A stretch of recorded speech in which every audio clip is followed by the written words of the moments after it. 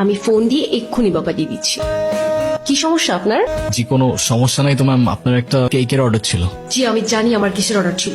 এখন আপনি বলেন আপনার কি কোনো টাইম সেন্স নাই? কেকটা আমি সকালবেলা অর্ডার করছি, এখন অলমোস্ট বিকেল। এখন কেকটা যদি নষ্ট হয়ে যায় না, আপনার কিন্তু খবর আছে। এখানে তো আমার কোনো ফল্ট নাই ম্যাম, আমাকে যখনই ডেলিভারি করতে বলছে আমি তো তখনই। এই থামি তো আপনি আপনি কোনো কথাই বললেন না। টুকটুকি চলো তো আমরা গিয়ে কেকটা কাটি।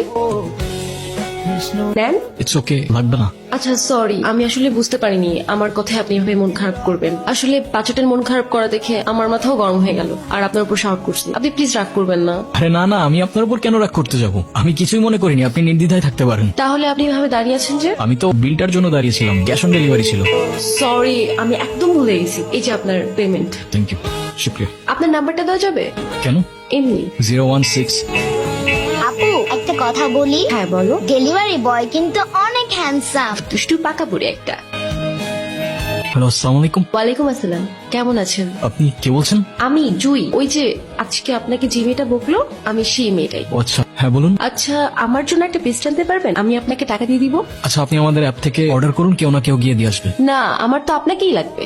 মানে? না মানে আপনি যদি একটু আসতেন ভালো হতো। এখন তো অনেক রাত, কে না কে আসে, আর সময়ও ভালো না। যদি কোনো দুর্ঘটনা ঘটে। আর পেস্ট্রিটা আমার জন্য না, এটা বাচ্চার জন্য। খুব বায়না করছে, আপনি একটু নিয়ে আসেন না প্লিজ। আচ্ছা ঠিক আছে। কি দেখছেন? আপনি তো বলেছিলেন পেস্ট্রিটা একটা বাচ্চার জন্য, রাইট? আমি তো বাচ্চাই, আমার বয়স কি বেশি নাকি?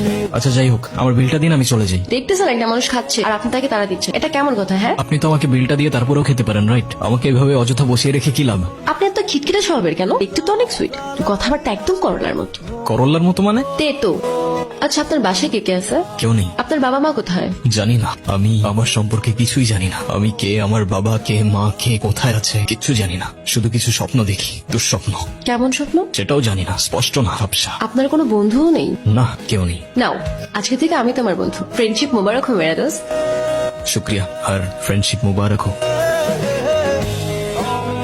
আচ্ছা তোমার তো পরিবারে সবাই আছে, তেমন কোনো ফাইন্যান্সিয়াল নিডও নাই, তাহলে ফ্যামিলি থেকে এত দূরে এই বাচ্চাদের সাথে কেন থাকো তুমি? বলতে পারো এটা আমার ভালো লাগে, ওদের সাথে থাকতে, ওদের সাথে সময় কাটাতে আমার অনেক ভালো লাগে। ওদের তো আপন কেউ নেই, ওদের ছোট ছোট ইচ্ছেগুলো যখন পূরণ করি, ওদের খুশি দেখে মনে হয় আমি হয়তো ওদের আপন মানুষ।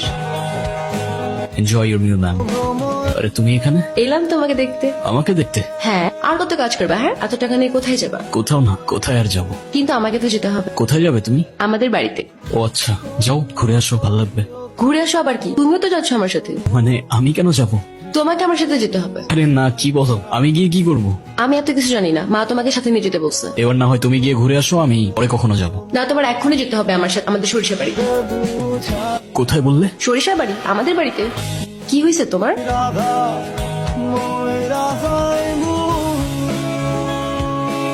মা, ও কবির, ওর কথাই তোমাদেরকে বলছিলাম। তা বাবা কেমন আছো তুমি? আসতে কষ্ট হয়নি তো? জি আলহামদুলিল্লাহ ভালো, আর না আসতে একদমই কষ্ট হয়নি। আপনারা সবাই ভালো আছেন তো? ভালো আছি। জুয়ের মা, ওরা অনেক দূর থেকে এসছে, তুমি ওদের জন্য খাবারের ব্যবস্থা করো। আর শোন, তুই আমার সাথে চল, ওর রুমটা সুন্দর করে গুছিয়ে দিবি। হ্যাঁ, চলো। আয়। বাবা তাহলে তুমি একটু রেস্ট করো, আমার আবার গ্রামে জরুরি একটা সালিশ আছে, আমি ওটা সেরে আসতেছি। হ্যাঁ ঠিক আছে আঙ্কেল। ছোট, গাড়িটা বের করে আমি রেডি হয়ে আসতেছি। আরিয়ান, কে আরিয়ান? আপনি আরিয়ান না?